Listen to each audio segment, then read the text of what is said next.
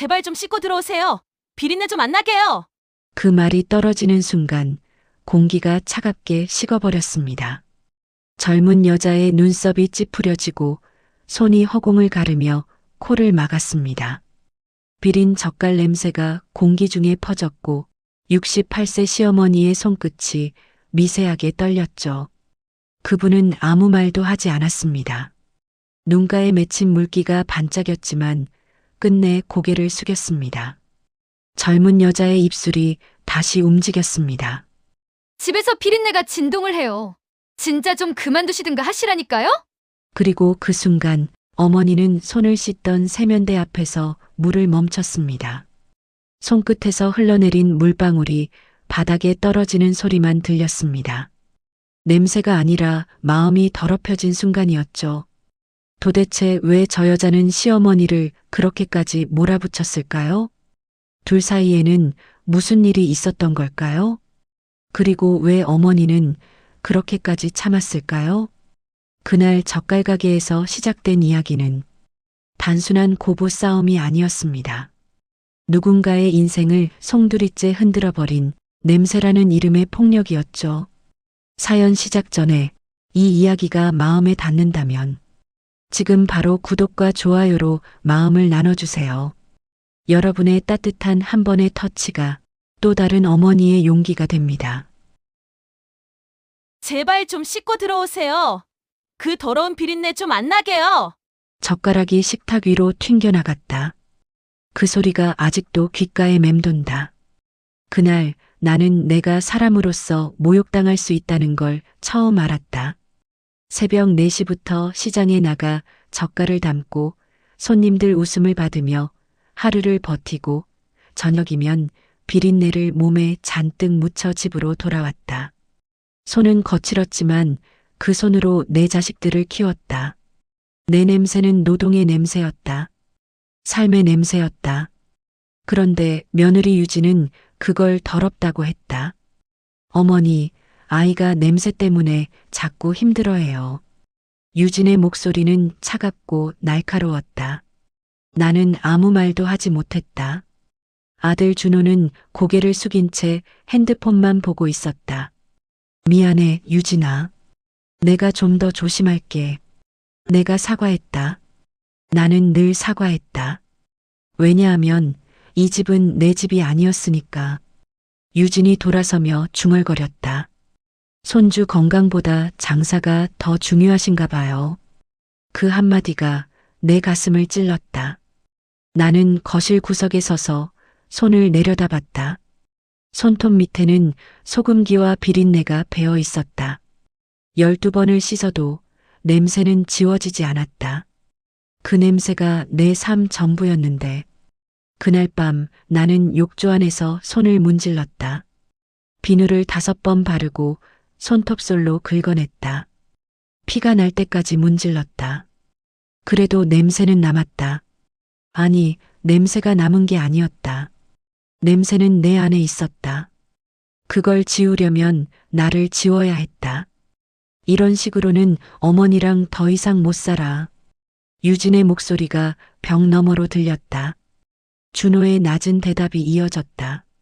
엄마한테 말씀드릴게. 조금만 참아줘. 참으라고. 누가 누구에게 참으라고 하는 걸까? 그날 밤 나는 이불 속에서 소리 없이 울었다. 비린내가 난다고 했다. 그 냄새 속에서 나는 사라지고 있었다. 유진은 냄새 얘기를 멈추지 않았다. 어머니, 오늘도 장사 다녀오셨어요? 그 물음은 질문이 아니라 확인이었다. 내가 그 냄새를 또 가져왔는지 확인하는 의식이었다. 응, 오늘 손님이 많아서 늦었어. 아, 그럼 샤워 먼저 하세요. 손주 보기 전에요. 손주를 보기 전에. 그 말 속에는 당신은 더럽다는 뜻이 숨어 있었다. 나는 현관에서 신발을 벗고 곧장 화장실로 향했다. 손을 씻고 팔을 씻고 얼굴을 씻었다. 옷을 갈아입고 향수를 뿌렸다. 그제야 거실로 나갈 수 있었다. 손주 서준이가 소파에 앉아 있었다. 할머니, 아이가 웃으며 내게 달려왔다. 우리 서준이 오늘 뭐 했어? 유치원에서 그림 그렸어요.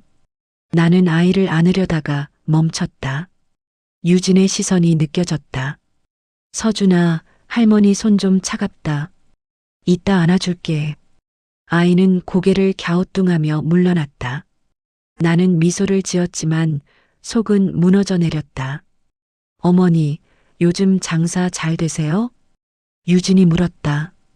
그 물음에는 동정도 관심도 없었다.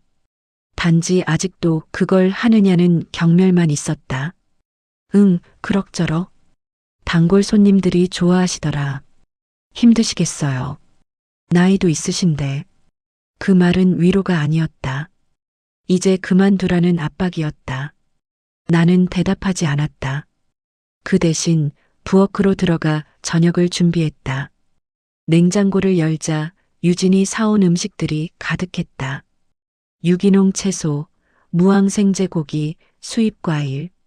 내가 담궈놓은 젓갈 한 통은 구석에 밀려 있었다. 나는 그 젓갈을 꺼내 작은 접시에 덜었다. 준호가 좋아하던 맛이었다. 준호야, 밥 먹자.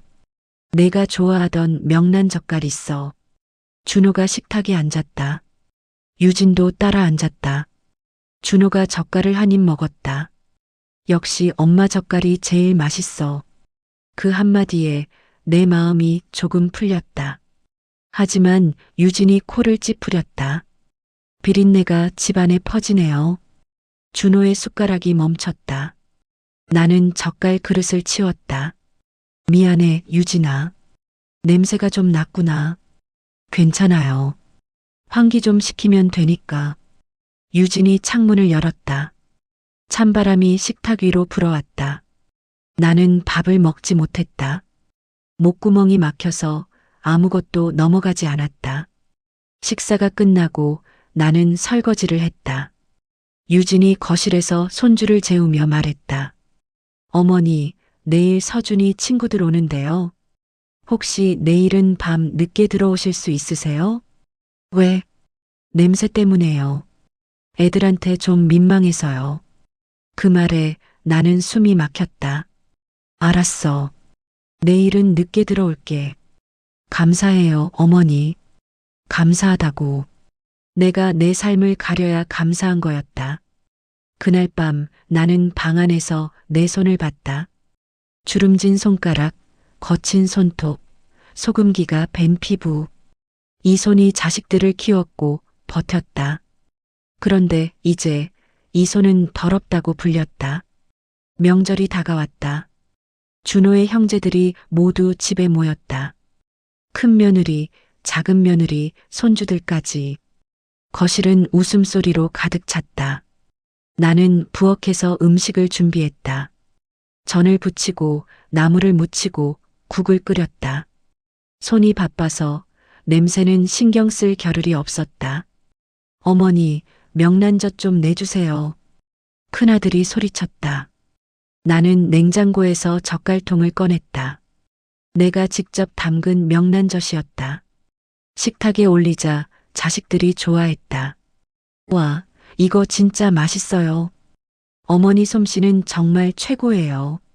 나는 웃으며 자리에 앉았다. 그때 유진이 코를 막으며 말했다. 어머니, 젓갈 좀 치우세요. 집이 장터인 줄 알겠어요. 순간 거실이 조용해졌다. 나는 유진을 봤다. 유진은 태연하게 웃고 있었다. 아니, 냄새가 너무 심해서요. 손님들도 불편하실 것 같아서요. 큰 며느리가 어색하게 웃었다. 아니에요, 괜찮아요. 하지만 공기는 이미 얼어붙어 있었다. 준호가 낮은 목소리로 말했다. 유진아, 그만해. 왜요? 사실을 말한 건데요. 유진의 목소리는 더 커졌다. 어머니, 저도 이해는 해요. 장사하시느라 힘드신 거. 하지만 집에서까지 그 냄새를 참아야 하나요?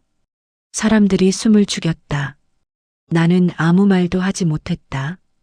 그 순간 나는 사람이 아니었다. 나는 냄새였다. 더러운 것이었다. 나는 젓갈통을 들고 일어났다. 미안해. 내가 치울게. 어머니. 큰아들이 말을 걸었지만 나는 대답하지 않았다. 부엌으로 들어가 젓갈통을 냉장고에 넣었다. 손이 떨렸다. 눈물이 차올랐지만 참았다. 뒤에서 유진의 목소리가 들렸다. 제가 좀 예민한가요? 하지만 요즘 아파트에서 민원 들어와요. 복도에서 냄새 난다고. 거짓말이었다. 민원 같은 건 없었다. 유진은 그냥 나를 무너뜨리고 싶었던 것이다. 나는 수돗물로 손을 씻었다. 비누를 바르고 문질렀다. 또 문질렀다. 피부가 빨갛게 일어났다. 그래도 멈추지 않았다. 어머니, 괜찮으세요? 작은 며느리가 부엌으로 들어왔다. 나는 웃으며 고개를 끄덕였다. 응, 괜찮아. 그냥 손 좀 씻고 있어. 유진이가 좀 심했어요. 신경 쓰지 마세요. 하지만 신경 쓰지 않을 수 없었다. 그 말들은 내 가슴에 못처럼 박혔다. 명절 저녁 사람들이 떠나고 나서 나는 혼자 설거지를 했다. 유진은 거실에서 TV를 보고 있었다. 준호는 소파에 누워 있었다. 아무도 나를 돕지 않았다. 그날 밤 나는 내 방으로 들어갔다. 거울 앞에 섰다. 거울 속에 나는 초라했다. 머리는 희끗희끗했고 얼굴은 주름투성이었다. 손은 거칠었고 옷은 낡았다. 나는 이런 사람이었구나. 냄새나는 사람, 더러운 사람, 지워야 할 사람. 나는 거울을 보며 속삭였다. 미안해. 누구에게 사과하는 건지 몰랐다. 나 자신에게? 아니면 내 삶에게? 그날 밤 나는 이불 속에서 몸을 웅크렸다. 비린내가 난다고 했다. 그 말이 내 존재를 지웠다. 그 후로 나는 더 조심했다. 시장에 다녀오면 현관에서 옷을 모두 벗었다. 비닐봉지에 넣어 베란다에 걸어두고 샤워를 한 뒤에야 집 안으로 들어갔다. 손은 매일 10번씩 씻었다. 손톱은 짧게 깎았다. 향수를 뿌렸다. 그래도 유진은 냄새를 맡았다. 어머니, 오늘도 다녀오셨네요. 그 말투에는 피로와 혐오가 섞여 있었다. 응, 미안해, 유진아. 아니에요. 괜찮아요. 이제 익숙해졌으니까. 익숙해졌다는 말은 포기했다는 뜻이었다. 나를 바꿀 수 없으니 참겠다는 뜻이었다. 어느 날 저녁 나는 젓갈통을 들고 집으로 돌아왔다. 오늘은 유독 냄새가 진했다. 신선한 멸치젓을 담아와서 그 향이 강했다. 현관문을 열었다. 유진이 거실에 서 있었다. 팔짱을 끼고 나를 노려보고 있었다. 어머니, 목소리가 차가웠다. 왜 그래, 유진아? 집에는 왜 들고 와요? 그 냄새 좀 어떻게 안 될까요? 미안해. 오늘은 멸치젓을 담아와서 좀 심했나 봐. 좀이 아니에요. 너무 심해요. 유진이 한 발 다가왔다. 솔직히 말씀드릴게요. 저 이제 못 참겠어요. 유진아, 내가 더 조심할게. 조심한다고 해결돼요? 냄새는 사라지지 않잖아요. 유진의 목소리가 높아졌다. 준호가 방에서 나왔다. 야, 유진아. 무슨 소리야? 오빠도 느끼잖아. 집안 전체가 비린내로 가득한 거. 엄마가 일하시는 건데. 일이면 다 해요? 저도 일해요. 하지만 집에 냄새 안 나게 하잖아요. 유진이 내게 다가왔다. 눈빛이 날카로웠다. 어머니, 제발 부탁인데요. 그 장사 좀 그만두세요. 그 말에 나는 얼어붙었다. 뭐라고? 장사 그만두시라고요. 나이도 있으신데 이제 쉬세요. 유진아, 그 장사가 우리 생계야. 무슨 생계요? 오빠 월급 있잖아요. 그건 너희가 쓸 돈이고. 그럼 어머니 돈은 뭐 하려고요? 모아봤자 결국 다 우리 거 아니에요? 그 말에 공기가 멈췄다. 준호가 유진의 팔을 잡았다. 아, 지금 무슨 소리 하는 거야? 사실이잖아요. 어차피 나중엔 다 우리 거예요. 유진이 소리쳤다. 나는 한 발 뒤로 물러섰다. 가슴이 무너졌다. 그렇게 생각했구나. 내 목소리는 떨렸다. 유진아, 나는 내 삶이 있어. 내가 할 수 있는 일이 있어. 그 일 때문에 우리가 피해를 받는데요. 피해? 네, 피해요. 냄새 때문에 당신 손주도 저도 두통 생겨요. 이게 피해가 아니면 뭐예요? 유진의 말은 멈추지 않았다. 어머니, 싫으면 나가세요. 어머니도 사람 눈치 좀 보세요. 그 한마디가 마지막이었다. 나는 젓갈통을 들고 현관으로 향했다. 신발을 신고 문을 열었다. 엄마, 준호가 불렀지만 나는 돌아보지 않았다. 밖은 비가 오고 있었다. 나는 우산도 없이 비를 맞으며 걸었다. 손에 든 젓갈통이 무거웠다. 이 안에 내 인생이 담겨 있었다. 시장으로 향했다. 셔터는 모두 내려가 있었다. 나는 한 셔터 밑에 쪼그리고 앉았다. 비가 내 얼굴을 적셨다. 눈물인지 빗물인지 구분이 안 됐다. 비린내가 난다고 했지. 나는 중얼거렸다. 내 삶이 냄새라고 했지. 손이 떨렸다. 젓갈통 뚜껑을 열자 멸치전 냄새가 퍼졌다. 그 냄새 속에서 나는 숨을 쉬었다. 이게 내 냄새였다. 이게 내 삶이었다. 새벽 2시 경찰차가 골목을 지나갔다.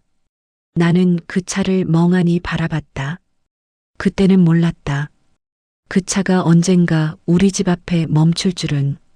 그날 밤 내가 없는 집안은 조용했다. 어머니가 너무 오버하시는 거 아니야? 뭐, 나도 사람이야. 내 말도 좀 들어줘. 유진의 목소리가 높아졌다. 준호는 핸드폰을 꺼내 엄마에게 전화했다. 받지 않았다. 유진아, 대체 무슨 짓을 한 거야? 무슨 짓? 그냥 사실을 말했을 뿐이야. 유진이 소파에서 벌떡 일어났다. 당신은 몰라. 매일 그 냄새를 맡으면서 사는 게 얼마나 지옥인지. 그래도 그렇지.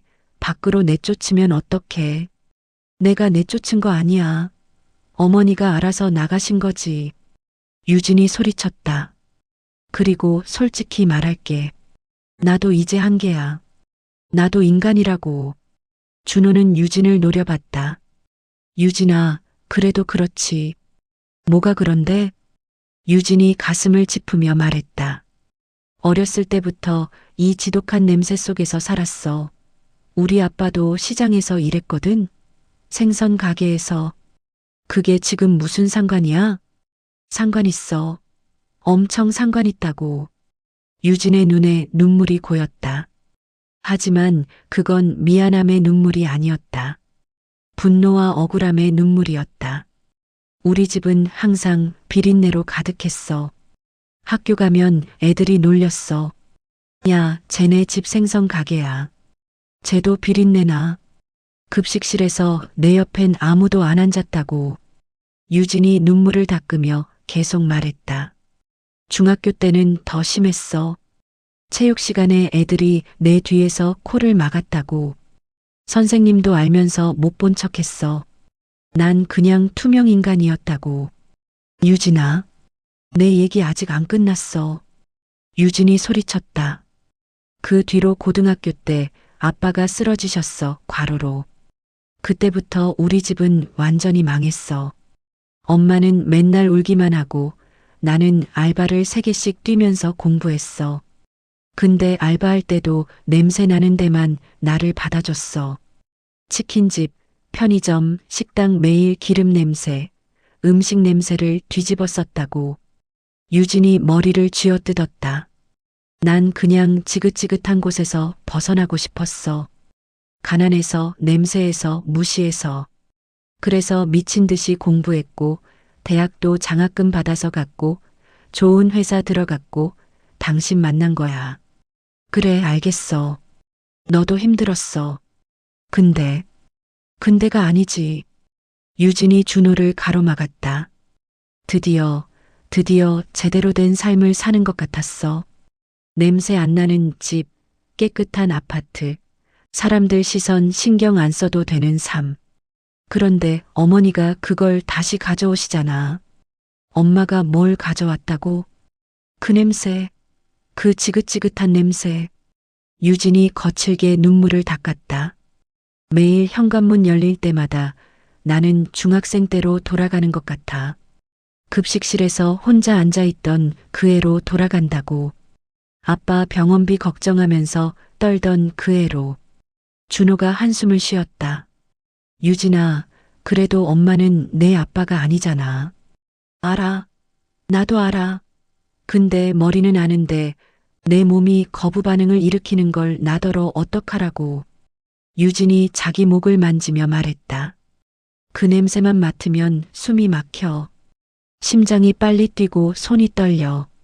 이건 내가 조절할 수 있는 게 아니야. 그래도 엄마한테 그렇게 대하면 안 되지. 그럼 나는 어떻게? 유진이 소리쳤다. 내 건강은? 내 정신 건강은? 나 매일 밤 악몽에 시달려. 다시 가난해지는 꿈, 사람들한테 무시당하는 꿈. 나는 그냥 평범하게 살고 싶을 뿐이라고. 평범하게 사는 게 엄마를 내쫓는 거야? 당신은 이해 못해. 유진이 고개를 저었다. 당신은 무시당해 본 적 없잖아. 냄새 때문에 친구 못 사귀어 본 적 없잖아. 그래도는 없어. 나는 내 삶을 지킬 권리가 있어. 유진이 가슴을 쳤다. 어머니도 이해해 주셔야 해. 내가 왜 힘든지, 왜 예민한지. 그게 나쁜 의도가 아니라 트라우마라는 걸. 트라우마라고 해서 다 용서되는 건 아니야. 그럼 어떡해? 내가 나가 죽을까? 유진이 히스테리를 부렸다. 나는 이미 충분히 참았어. 몇 년 동안 참았어. 근데 어머니는 절대 안 변하시잖아. 계속 장사 나가시고 계속 그 냄새를 가져오시고. 그게 엄마 일인데 어떡해. 그럼 다른 일 하시면 되잖아. 왜 꼭 그 일을 해야 해? 유진이 팔짱을 꼈다. 솔직히 나이도 있으신데 이제 좀 쉬셔야지. 당신 월급으로 충분히 살 수 있어. 유진아, 그건 엄마 자존심 문제야. 아, 자존심? 유진이 비웃었다. 자존심 때문에 가족을 힘들게 하는 게 맞아? 손주, 며느리가 두통으로 고생하는 건? 준호는 대답하지 못했다. 유진이 소파에 다시 앉으며 말했다. 나도 어머니를 미워하는 건 아니야. 근데 어머니도 나를 조금은 이해해 주셨으면 좋겠어. 내가 왜 이러는지. 준호는 아무 말도 하지 못했다. 당신도 알잖아. 내가 얼마나 힘들게 여기까지 왔는지. 그걸 지키고 싶은 게 죄야? 유진이 와인 잔을 들었다. 어머니가 좀 양보하셔야 해. 나이도 더 많으시고 경험도 많으시니까. 며느리 마음도 좀 헤아려 주셔야지. 준호는 한숨을 쉬며 창밖을 봤다. 비가 억수같이 쏟아지고 있었다. 엄마 괜찮으실까? 괜찮으시겠지. 워낙 강하신 분이잖아. 유진이 무심하게 말했다. 그리고 솔직히 이번 기회에 생각 좀 하시겠지. 본인이 얼마나 가족한테 피해를 주는지. 준호는 아무 말도 하지 못했다. 유진은 TV를 켜고 아무렇지 않게 채널을 돌렸다. 마치 아무 일도 없었던 것처럼. 그날 밤 비는 새벽까지 내렸다. 엄마는 돌아오지 않았다. 유진은 편안하게 잠들었다. 준호는 잠들지 못했다. 무언가 잘못되고 있었다. 하지만 그는 아직 그게 무엇인지 몰랐다. 며칠 후 나는 딸 미라의 집에 갔다. 엄마, 연락도 없이 어쩐 일이야? 미라가 물었다. 나는 웃으며 대답했다. 그냥 우리 딸 얼굴 보고 싶어서 왔지. 엄마, 무슨 일 있어? 아니야. 아무 일도 없어. 하지만 내 표정을 본 미라는 눈치챘다. 엄마 팔에 멍들었네요. 이거 어디 부딪히셨어? 젓갈통 들다가 그랬어. 이렇게 크게? 미라가 내 팔을 자세히 봤다. 멍은 손가락 자국처럼 생겼다. 엄마, 이거 누가 잡은 거 아니야? 아니야. 그냥 넘어지면서 짚었어. 나는 거짓말했다. 미라가 상처받을까봐. 며칠 전 유진이 나를 밀쳤을 때 벽에 부딪혀 팔에 멍이 들었다. 하지만 말할 수 없었다. 미라는 한동안 나를 바라봤다. 그리고 조용히 말했다. 안 되겠다. 오빠한테 전화해야겠어. 안 돼. 내가 소리쳤다. 제발 오빠한테는 말하지 마. 왜? 그냥 괜찮아. 엄마가 알아서 할게. 미라는 입술을 깨물었다. 하지만 더 이상 묻지 않았다. 그날 밤 미라는 준호에게 전화했다.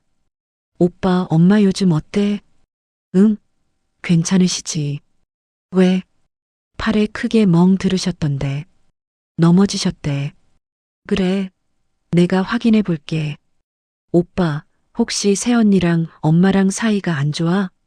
준호는 대답하지 않았다. 오빠? 아니야. 그냥 좀 복잡해. 오빠, 집에 CCTV 좀 달아봐. CCTV? 왜? 엄마가 계속 다치시잖아. 혹시 모르니까. 근데 새언니는 모르게 달아. 몰래? 응.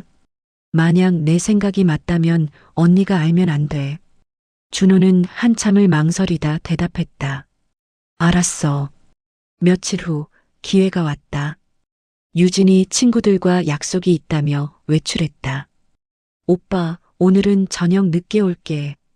저녁은 알아서 먹어. 그래, 조심해서 다녀와. 문이 닫히자마자 준호는 핸드폰을 꺼냈다. 미라에게 전화했다. 지금 유진이 나갔어. 올 수 있어? 바로 갈게. 30분 후 미라가 작은 상자를 들고 왔다. 오빠, 이거. 상자 안에는 작은 카메라가 들어 있었다. 이거 눈에 안 띄는 거 맞지? 응. 공기청정기처럼 생겼어. 아무도 몰라. 준호는 거실 구석, 책장 위에 카메라를 놓았다. 각도를 조절해서 거실과 부엌이 모두 보이게 했다. 엄마는? 응, 방에서 주무시고 계셔. 엄마한테도 말하지 마. 왜? 엄마가 아시면 부담스러워 하실 거야. 그냥 일단 우리만 알고 있자. 미라가 핸드폰으로 카메라를 테스트했다. 화면이 선명하게 나왔다. 오빠, 이거 오빠 핸드폰에도 연결할게. 그래. 미라가 앱을 설치하고 계정을 만들었다. 됐어. 이제 언제든지 볼 수 있어. 준호는 화면을 확인했다. 거실이 선명하게 보였다. 근데 미라야, 만약 아무 일도 없으면? 그럼 다행인 거지. 근데 오빠, 내 느낌은 틀린 적이 없어. 미라의 목소리가 단호했다. 엄마가 그렇게 다치실 리 없어. 뭔가 있어. 알았어. 미라가 떠나고 준호는 다시 카메라를 확인했다. 아무 이상이 없었다. 제발 아무 일도 없기를. 준호는 속으로 빌었다. 하지만 동시에 뭔가 드러나기를 바라는 자신을 발견했다. 유진과 엄마 사이에 무언가 잘못되고 있다는 걸 그도 느끼고 있었다. 저녁 무렵 나는 방에서 나왔다.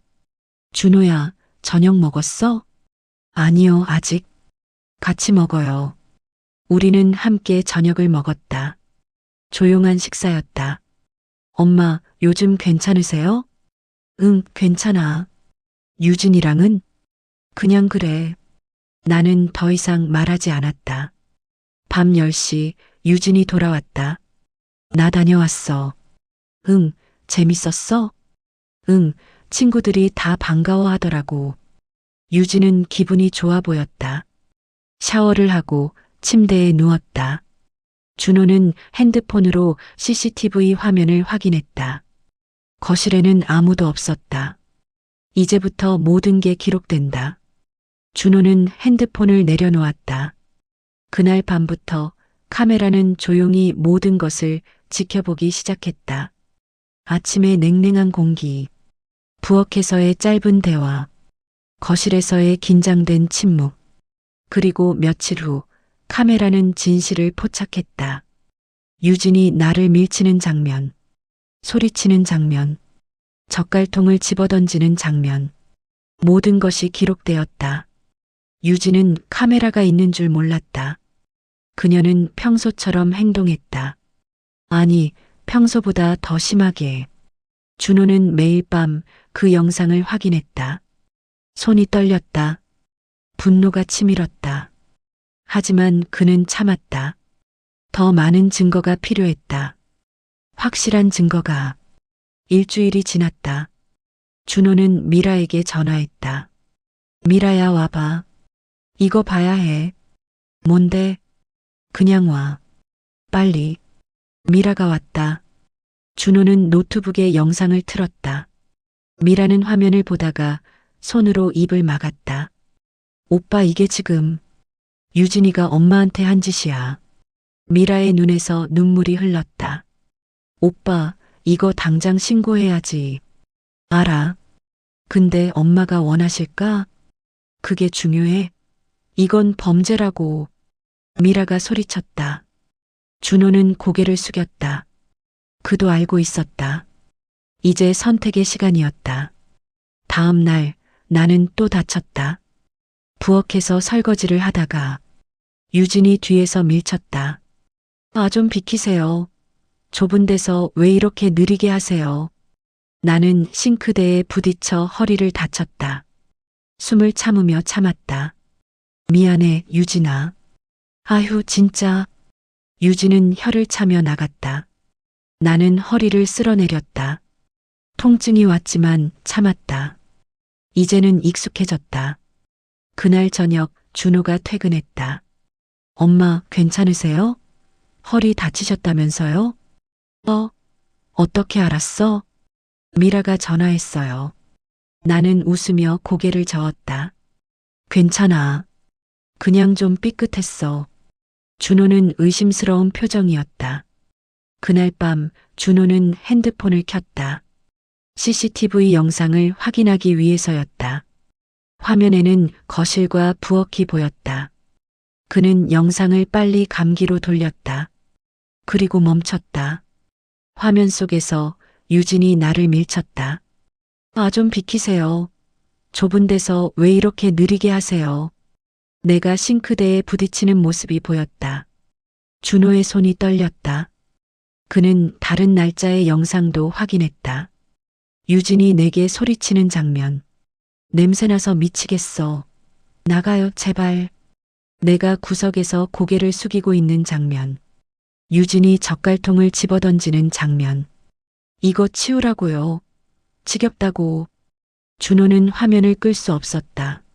모든 진실이 거기 있었다. 그가 본 것은 폭력이었다. 언어폭력, 신체폭력, 정서적 학대. 그의 아내가 그의 어머니에게 한 짓이었다. 준호는 핸드폰을 내려놨다. 그리고 곧장 유진이를 불렀다. 유진아. 그의 목소리가 낮았다. 왜? 유진이 침대에서 고개를 들었다. 이거 봐. 준호가 핸드폰을 켰다. 영상을 재생했다. 유진의 얼굴이 하얗게 질렸다. 이건 오해야. 뭐가 오해야? 어머니가 자꾸 냄새를 풍겨서. 그래서 밀쳐도 돼? 준호의 목소리가 떨렸다. 그래서 소리쳐도 돼? 물건을 던져도 돼? 당신은 몰라. 매일 그 냄새를 맡으면서 사는 게 얼마나 힘든지. 그 냄새로 내 밥이 만들어졌어. 준호의 말에 유진은 입을 다물었다. 그 냄새로 이 집이 생겼어. 그 냄새로 내가 자랐어. 하지만은 없어. 준호가 일어났다. 너 지금 노인 학대하고 있는 거야. 알아? 오버하지 마. 노인 학대? 그냥 화 조금 냈을 뿐이야. 이게 좀이야? 준호가 영상을 다시 재생했다. 유진이 나를 벽으로 밀치는 장면, 욕설을 퍼붓는 장면, 젓갈통을 던지는 장면. 이게 좀이야? 유진은 대답하지 못했다. 다음 날 아침 준호는 나를 불렀다. 엄마, 이거 좀 봐요. 그는 핸드폰을 보여줬다. 나는 화면을 봤다. 내가 맞는 모습이 보였다. 소리치는 모습이 보였다. 숨죽이는 모습이 보였다. 엄마, 왜 말 안 하셨어요? 나는 고개를 숙였다. 미안해, 준호야. 내가 힘들까봐. 엄마가 더 힘드셨잖아요. 준호의 목소리가 떨렸다. 엄마, 이거 신고해야 해요. 안 돼. 왜요? 유진이가 불쌍해. 그 애도 힘들었을 거야. 엄마, 준호가 소리쳤다. 이건 범죄예요. 노인 학대는 범죄라고요. 나는 아무 말도 하지 못했다. 준호는 핸드폰을 꺼냈다. 111을 눌렀다. 여보세요, 신고하려고요. 경찰이 집에 왔다. 2명의 경찰관이 거실에 앉았다. 한 명은 여자 경찰관이었다. 어머니, 괜찮으세요? 여자 경찰관이 물었다. 나는 고개를 끄덕였다. 네, 괜찮아요. 영상 확인했습니다. 심각한 사안이네요. 경찰관이 유진을 봤다. 대기 며느리분이시죠? 유진은 떨리는 목소리로 대답했다. 네, 하지만 오해가 있어요. 어떤 오해요? 어머님이 먼저 아니, 제가 좀 힘들어서 그랬어요. 힘들다고 폭력을 행사해도 되나요? 폭력은 아니고요. 그냥 화가 났을 뿐이에요. 여자 경찰관이 한숨을 쉬었다. 이건 명백한 노인 학대예요. 형법상 처벌 대상입니다. 유진의 얼굴이 창백해졌다. 저는 어머니를 미워한 게 아니에요. 그냥 냄새가 너무 싫어서. 냄새가 싫으면 대화로 해결해야죠. 폭력으로? 경찰관이 고개를 저었다. 지금부터 조사를 시작하겠습니다. 동행해 주시겠어요? 동행이요? 저 체포하는 거예요? 아직 체포는 아닙니다. 하지만 진술 확보를 위해 동행이 필요합니다. 유진은 준호를 봤다. 여보, 이거 좀 어떻게 해봐. 준호는 고개를 돌렸다. 미안해. 나도 어쩔 수 없어. 유진은 그제야 울음을 터뜨렸다. 저도 사람이에요. 저도 힘들었다고요. 하지만 아무도 그녀의 눈물에 반응하지 않았다. 경찰차가 집 앞에 섰다. 창문 너머로 이웃들이 지켜봤다. 수군거리는 소리가 들렸다. 저 집 며느리가 시어머니 때렸대. 세상에 그런 사람이 어디 있어? 유진은 고개를 숙인 채 경찰차에 올랐다. 그날 그녀가 평생 지키려 했던 체면이 무너졌다. 나는 창가에 서서 경찰차가 떠나는 걸 봤다. 가슴이 무거웠다. 복수를 한 건가? 아니면 정의를 실현한 건가? 잘 모르겠다. 며칠 후 유진은 기소되었다. 노인 학대, 폭행, 명예훼손. 여러 죄목이 붙었다. 재판이 열렸고 나는 증인으로 출석했다. 판사가 물었다. 피해자분, 피고인을 용서할 의향이 있으십니까? 나는 유진을 봤다. 유진은 고개를 숙인 채 울고 있었다. 나는 천천히 말했다. 잘 모르겠습니다.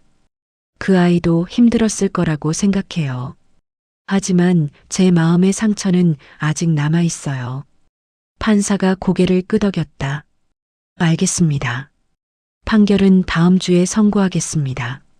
재판이 끝나고 나는 법원 복도에 섰다. 준호가 다가왔다. 엄마, 괜찮으세요? 응, 괜찮아. 엄마, 미안해요. 제가 몰랐어요. 아니야, 준호야. 내 잘못이 아니야. 나는 아들의 어깨를 두드렸다. 그냥 우리 다 힘들었어.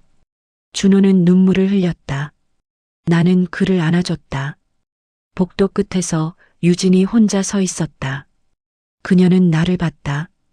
우리의 시선이 마주쳤다. 그녀의 눈에는 후회가 가득했다. 나는 고개를 돌렸다. 아직은 마주할 수 없었다. 판결이 나왔다. 유진은 징역 6개월에 집행유예 2년을 선고받았다. 그리고 200시간의 사회봉사 명령이 내려졌다. 나는 법원 계단에 앉아 하늘을 봤다. 끝났다. 정말 끝났다. 준호는 이혼을 결심했다. 엄마, 저 유진이랑 못 살겠어요. 준호야, 그래도 서준이가 있잖니. 서준이는 제가 키울게요. 하지만 유진이랑은 끝이에요. 나는 아들을 말리지 않았다. 그것도 그의 선택이었으니. 나는 다시 시장으로 돌아갔다. 셔터를 올리자 익숙한 냄새가 퍼졌다. 젓갈 냄새, 소금 냄새, 바다 냄새. 나는 깊게 숨을 들이마셨다. 이게 내 냄새였다. 이게 내 삶이었다. 사장님, 오랜만이에요. 단골 할머니가 웃으며 다가왔다. 요즘 어디 가셨어요? 보고 싶었어요. 아, 좀 일이 있어서요. 그래요? 그래도 이제 돌아오셨으니 다행이네요. 멸치젓 좀 주세요. 나는 멸치젓을 떠주며 웃었다. 맛있게 드세요. 이 냄새가 살아있는 냄새죠. 사람 사는 냄새예요. 할머니의 말에 나는 고개를 끄덕였다. 그렇다. 사람 사는 냄새. 살아있는 냄새. 그날 오후 미라가 시장으로 찾아왔다. 엄마. 미라야, 왜 왔어? 엄마 좀 도와주려고 왔지. 미라는 앞치마를 두르고 내 옆에 섰다. 함께 젓갈을 담고 손님을 맞았다. 엄마, 이 일 힘들지는 않아? 아니야. 이게 내 삶이야. 엄마는 정말 대단해 멋져. 미라가 내 손을 잡았다. 나는 엄마가 자랑스러워. 이 냄새도, 이 일도 다 너무 자랑스러워. 나는 눈물이 차올랐다. 고마워, 미라야. 저녁이 되자 준호도 서준이를 데리고 왔다. 할머니, 서준이가 달려왔다. 나는 아이를 안아 올렸다. 우리 서준이 보고 싶었어. 할머니, 여기 냄새 좋아요. 그래, 냄새 좋아. 네, 할머니 냄새 좋아요. 아이의 말에 나는 웃음을 터뜨렸다. 준호가 다가와 말했다. 엄마, 저도 도와드릴게요. 아니야, 준호야. 너는 내 일해. 엄마 일도 제 일이에요. 준호는 앞치마를 두르고 내 옆에 섰다. 우리는 함께 일했다. 그날 저녁 시장이 문을 닫을 때 나는 셔터를 내리며 뒤를 돌아봤다. 아들과 딸 그리고 손주. 우리는 함께 있었다. 냄새 속에서, 삶 속에서, 서로의 곁에서 몇 달이 지났다. 유진은 사회봉사를 하고 있다. 가끔 그녀의 소식이 들려온다.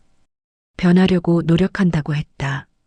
나는 아직 그녀를 용서하지 못했다. 하지만 언젠가는 용서할 수 있을 것 같다. 오늘도 나는 시장에 나왔다. 젓갈통 뚜껑을 열자 익숙한 냄새가 퍼졌다. 비린내, 소금 냄새, 바다 냄새. 누군가는 이 냄새를 더럽다고 했다. 하지만 누군가는 이 냄새를 살아있는 냄새라고 했다. 냄새가 난다는 건 누군가 살아가고 있다는 뜻이다. 숨쉬고 있다는 뜻이다. 존재한다는 뜻이다. 그걸 더럽다고 말한 사람은 결국 아무 냄새도 남기지 못했다. 나는 손을 내려다봤다. 주름지고 거칠고 상처투성이인 손. 이 손으로 나는 살아왔다. 그리고 앞으로도 살아갈 것이다. 복수는 끝났지만 내 마음의 상처는 아직 남아있다. 밤이면 가끔 그날의 목소리가 들린다. 비린내 좀 안 나게요. 하지만 이제는 괜찮다. 그 목소리보다 더 많은 목소리가 들리니까. 엄마 사랑해요. 할머니 보고 싶었어요. 사장님, 이 냄새가 최고예요. 나는 시장 한 구석에 앉아 하늘을 올려다봤다. 구름이 천천히 흘러갔다. 손에서 젓갈 냄새가 났다. 나는 그 냄새를 맡으며 미소 지었다. 이게 내 삶이다. 이게 나다. 때로는 냄새가 아니라 사람의 편견이 더 지독할 때가 있습니다. 평생 가족을 위해 손이 갈라지고 몸에서 젓갈 냄새가 배어도 그게 부끄러운 게 아니라 사랑의 흔적이었다는 걸 정작 가족들은 너무 늦게 깨닫곤 하죠. 냄새난다고 내쫓았던 그날 며느리는 몰랐을 겁니다. 그 냄새 속에 어머니의 세월, 희생, 그리고 품이 담겨 있었다는 걸요. 혹시 여러분도 너무 늦게야 깨달았던 그때의 미안함이 있으신가요? 댓글로 여러분의 이야기도 들려주세요. 누군가의 마음에 위로가 될지 모릅니다. 이 이야기가 당신의 마음에도 닿았다면 한 번의 좋아요로 그 손의 온기를 기억해 주세요. 그리고 구독을 눌러 다음 이야기 속 또 다른 누군가의 용기와 눈물을 함께 지켜봐 주세요. 여러분의 작은 한 번의 터치가 누군가에겐 다시 일어설 수 있는 힘이 됩니다.